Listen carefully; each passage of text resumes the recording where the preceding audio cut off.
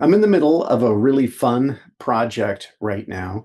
It's with a design firm, and the marketing leader from this design firm reached out to us several months ago looking for an interview skill building program for the firm because the leadership team across the board recognized that they want their win rate to be higher. So we had a very robust conversation. I asked this leader, so what all are you looking for? We can help your presenters present better, and we can help them communicate more effectively, speak more concisely, make their points more compelling. And she said yes and yes.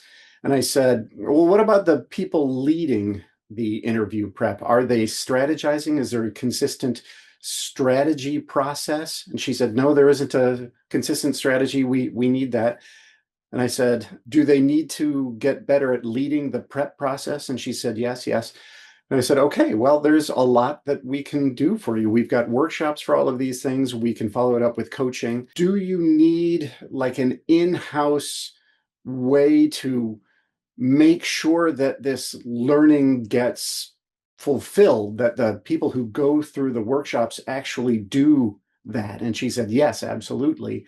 So we talked about our Presence Champion program, which would have her and the other marketing person on her team be in-house champions for the training that we're talking about doing together, so that they can learn the training along with the leaders and with the presenters, the interview presenters, and they can be the backstop. They can always be in the room during an interview prep and make sure that the leaders are leading the way that they should and the presenters are presenting the way that they should. And then I asked, well, is there anything else? Is there anything that you think is getting in the way of the win rate? And she said, to be honest, I think we're just doing too many interviews.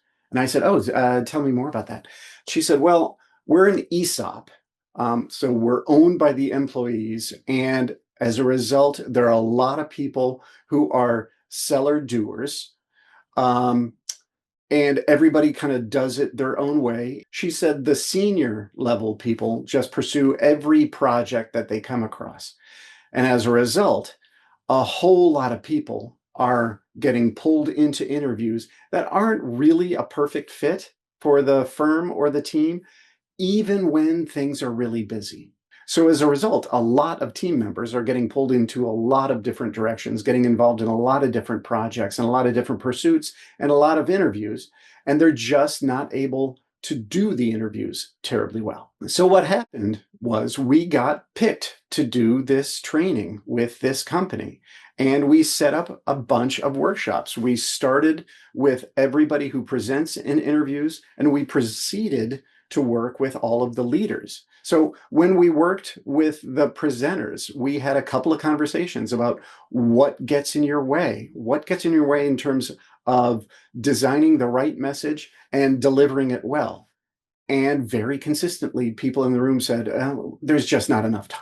And when we worked with the leaders, we had the same conversation. So when it comes to strategizing, what's getting in your way? And when it comes to leading interview prep well, what's getting in your way? And very consistently, the leaders said, well, there just isn't enough time to do it right.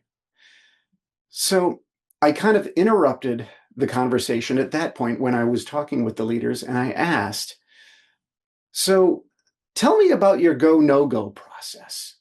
Do you have a consistent process for determining what projects you should pursue and which ones you shouldn't? And they all confessed, no, not really. We don't really have one. So I said, listen, this isn't what I'm here for, but this does seem to be an ongoing theme.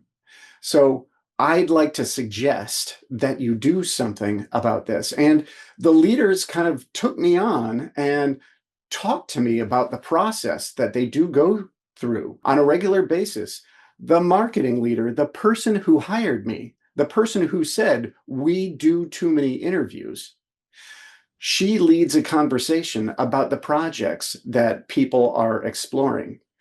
And they all agreed that that process was less than ideal because basically she was just listing the projects. And one of the senior most leaders said, yeah, maybe that's not the best process. Maybe we should take a little bit more time and vet the projects in those meetings. And I tell you, this was my favorite moment of the whole training. The marketing leader sat up and said, oh, you think so? As in, yes, this is exactly what I was hoping for. So the reason I tell this whole tale is to celebrate your marketing leader. Your marketing leader probably knows what's best for you and your firm, and quite possibly isn't being listened to nearly as much as she or he could be. I would like to suggest that you reach out to your marketing leader and get into their head. Ask them, what do you think we could and should be doing better?